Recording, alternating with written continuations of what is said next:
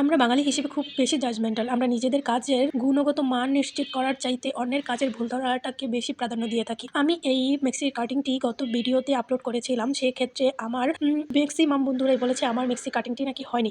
তাহলে আমি আপনাদের সেলাই করে দেখাচ্ছি। একটা সেলাই কাজের পূর্ব শর্ত হলো আপনি কাটিং ভালো মতো না করলে কখনোই আপনি সেলাইতে সেটা ফিটিংস আনতে পারবেন না। যেহেতু আমার কাজটা টোটালি হয়নি, সেক্ষেত্রে তো আমার মেক্সিটির আউটফিট একদম পারফেক্ট হওয়ার কথাই না। যাই হোক, আপনারা অনেকে বলেছেন আমার এটা নাকি কুচিও খুব কম দিয়েছি। আমি এখানে 2.5 হাত বহরের একটি মেক্সি বয়েল কাপড়, সেক্ষেত্রে এটার বহর বেশি, এটা অন্তত আপনাদের বোঝাতে হবে না। আর এটার কুচিগুলো কম পড়েছে কিনা সেটাও আমি এই যে ভিডিওতে আপনারা দেখতে পাচ্ছেন যে কুচিগুলো কতগুলো কুচি আমি দিয়েছি। যাই হোক, আপনারা হয়তো সবার কাজ সবার পছন্দ হয় না, আমার কাজও আপনারা পছন্দ করেননি বুঝতে পারলাম। তবে আমার কাটিংটা ঠিক ছিল সেটা আমি জানি, এবং আমি বানানোর পরে আমার যে কাস্টমার সে আমাকে কোনো কমপ্লেন করেনি। সে যথেষ্ট মোটা ছিল, যার কারণে আড়মোহলের কাপড় আমার বেশি নিতে হয়েছে, এবং ক্যামেরাটা একদমই আড়মোহলের কাছ থেকে ধরার কারণে আড়মোহলটা বেশি মনে হয়েছে, কুচির কাপড় কম মনে হয়েছে। এটা আপনাদের জাস্ট বোঝার ভুল। আমি গত ভিডিওতে ক্লিয়ার করেছিলাম যে আড়মোহলের কাছাকাছি ক্যামেরা থাকার কারণে আড়মোহল বেশি এবং গলার সাইডে দূরে থাকার কারণে কম মনে হয়েছে।